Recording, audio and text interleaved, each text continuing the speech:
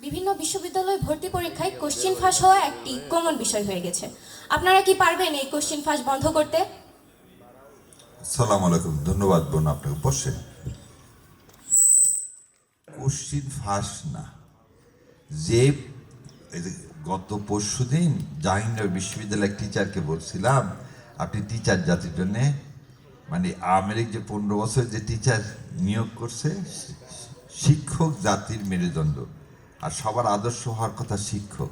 আপনি যখন একটা দলীয় এজেন্ডা নিয়ে কোথাও আসেন, তখন এই জাতির শিক্ষা ব্যবস্থা কি করুন হাল, এর চেয়ে আর বোধহয় প্রকাশ করার কোনো উপায় নেই।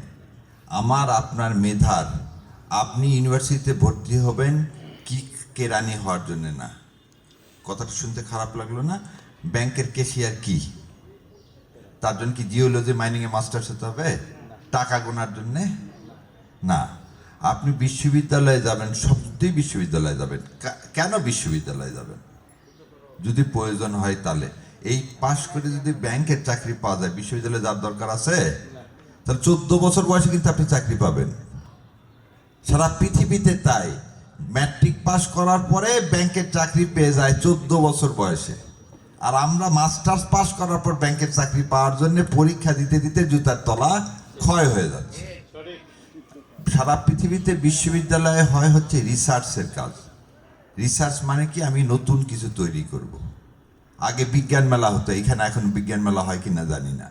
বিজ্ঞান মেলা হলে কিছু না কিছু নতুন জিনিস তৈরি হতো এবং তার জন্য সরকার টাকা দিত। আমাদের কথা, এই শিক্ষা ব্যবস্থায় আমার আপনাকে দুইটা হাত দিচ্ছে আল্লাহ সুবহানাহু ওয়া তাআলা, এই দুটা হাতকে কর্মক্ষম করতে হবে। আমরা বিশ্ববিদ্যালয়ে ভর্তি হব না খালি চাকরি পাওয়ার জন্য, আমরা মানুষকে চাকরি দেওয়ার জন্য চেষ্টা করব। যখন এই জায়গায় চলে যাবে, তখন আর কোশ্চিন কি হবে না, এই ফাঁস হওয়া, এই যে দলকানা, টিচার হওয়া, টিচারদের যে সম্মান লুণ্ঠিত হচ্ছে, এগুলো আর যাবে না ইনশাল্লাহ। এগুলো আবার ফিরে আসবে। এবার আপনাদের একটা ছোট্ট গল্প শুনে। আমার টিচার ছিলেন জাহিদ মাস্টারের নাম শুনছেন কেউ? জাহিদ স্যার, উনি আমার স্যার ছিলেন। ওনাকে আমরা মামা ডাকতাম, কারণ ওনার যে ভাগনা আর আমি হচ্ছে ক্লাসমেট ছিলাম। তো উনি মোটামুটি আমার পিঠের উপর কারেন্টের তার পর্যন্ত দিয়ে দিয়েছে, মানে লাঠি টাঠি সব শেষ, কারেন্টের তার পর্যন্ত দিয়েছেন। কিন্তু কোনো দিন আমি বলিনি যে আপনি আমাকে মারতেছেন কেন, কারণ আমার ওই বিশ্বাস ছিল উনি আমাকে মারতেছেন কারণ ওনা আমার পিতার পরে তার অধিকার ছিল, তার অধিকার ছিল। আর একজন টিচার ছিলেন, এই নজরুল ইসলাম স্যার নাম, বিটি স্যার বলা হতো, এই নজওয়ান মাঠের ওই দিকে।